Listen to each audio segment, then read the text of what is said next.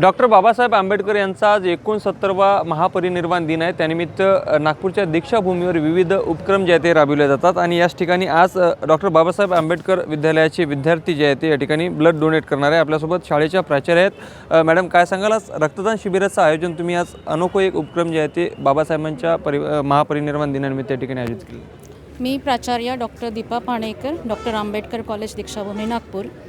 आम्ही मागील 4 वर्षापासनं हा उपक्रम राबवतो आहात आणि ब्लड फॉर बाबासाहेब असं आमचं याच्यामध्ये ऑब्जेक्टिव्ह असतं।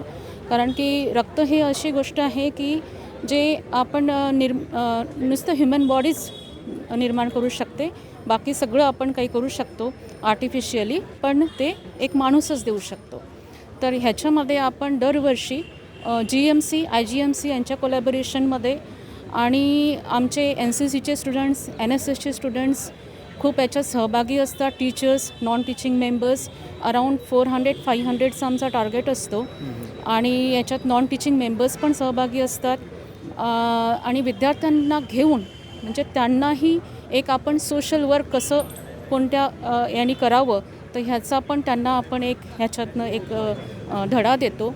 आणि असा हा आमचा उपक्रम दरवर्षी आम्ही 6 डिसेंबरला आणि 14 एप्रिलला पण हा उपक्रम असतो कॉलेजतर्फे। नक्कीच आपण पाहू शकतो की डॉक्टर बाबासाहेब आंबेडकर यांच्या महापरिनिर्वाण दिनानिमित्त विविध उपक्रम राबविले जातात। त्याच पद्धतीने जे आहे ते आज नागपूरच्या दीक्षाभूमी येथे डॉक्टर बाबासाहेब आंबेडकर विद्यालयातर्फे देखील या ठिकाणचे जे विद्यार्थी आहेत ब्लड फॉर बाबासाहेब या आशयाखाली जे आहे त्या ठिकाणी रक्तदान शिबिराचं आयोजन केलं आहे। जवळपास 400 ते 500 जण जे आहेत ते प्रतिवर्षी याच पद्धतीने ब्लड डोनेट करत असतात, अशी माहिती जी आहे त्या ठिकाणी शाळेच्या प्राचार्य यांच्याकडून देण्यात आलेली आहे। लोकशाही मराठीकरता मी ज्ञानेश्वर पवार, नागपूर। लोकशाही मराठी ऐका, पहा, जागरूक रहा।